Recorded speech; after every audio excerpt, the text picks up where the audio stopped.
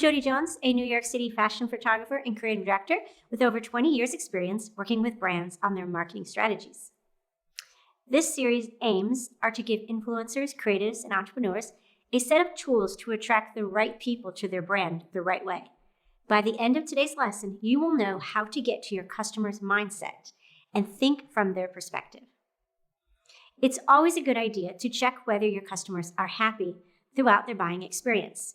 It's not always easy to do from your point of view as a seller.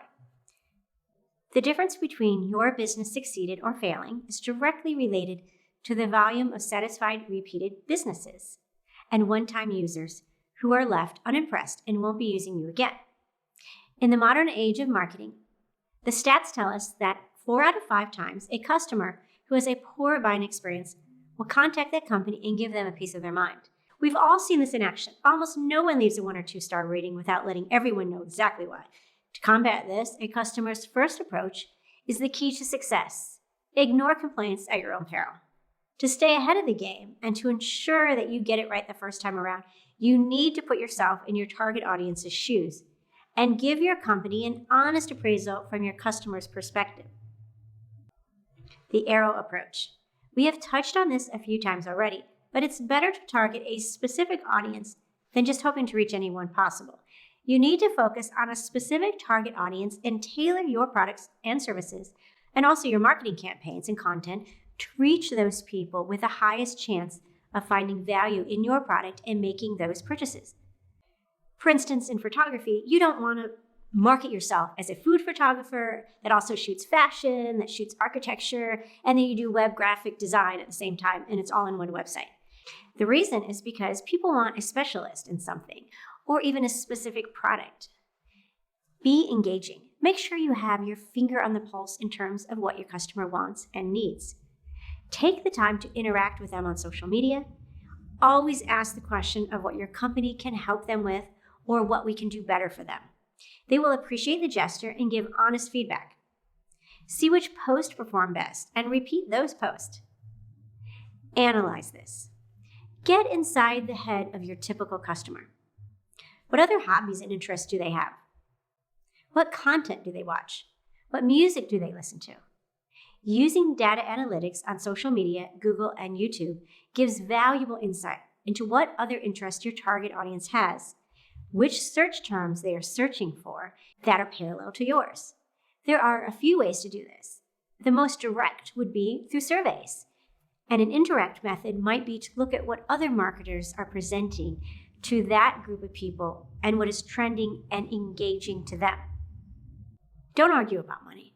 Always avoid getting into a price war with your competitors unless it's absolutely necessary. You want a loyal, trusting customer base, not the kind that would jump ship during a price war. The goal here isn't to be the cheapest. It's to best cater to the needs of your customer and help them solve their problem. If you find yourself in a price war, get out as soon as you can. Or when it starts affecting your bottom line, always aim to provide a better product or service. That results in you raising your prices, not having you lower them. You get what you pay for, and they get what they pay for. Don't be the low-quality choice or the low-quality brand. It not only has hurt my business at times, but it also hurts my clients when they care more about the bottom line than the solution that's actually going to work for them. You don't get caviar at McDonald's or steak at Wendy's. Be imaginative. What does your typical customer look like? What's a day in their life like? What would lead them to want to buy your product or service? Getting into the psyche of your customer base helps you figure out what their motivation is when making a buying choice or buying from your company. Understanding their mindset enables you to better use your skills and expertise to help them with their current needs. What does their buying process look like? They may be searching on Google for a certain product or service, in which case they're definitely looking up your competitors and are comparing quality versus price. They may also be looking up creative service sites like Beyonce and comparison shopping on Google. In this case, how well is your product or service represented online? Have you addressed any negative customer experiences by aiming to never make the same mistake twice? Is your company showing in a less than favorable light? Perhaps make contact with that blogger or reviewer in order to clear things up, to get an honest appraisal and possibly a better review. Make sure to copy good reviews to your personal website. Brand exposure. How can you get your brand in front of your target audience? There's the usual online campaign, putting ads out in all forms of social media. We all do that. But though that gets exposure, what you want to do is build brand trust, which will convert into higher sales amongst the customers you want to reach. For me as a photographer, one thing I'll do is approach art directors at ad agencies, administrators of social media groups, magazines, bloggers, and other people who have the opportunity to advise people about my company. Instead of guesswork, agree to answer all their questions and give them some samples so they can do a fair and reasonable review of your product and service. This will pay dividends when your company is recommended ahead of your competitors. To briefly recap what we have covered, here are a few key points to remember from today's lesson. Target the customers you wish to reach.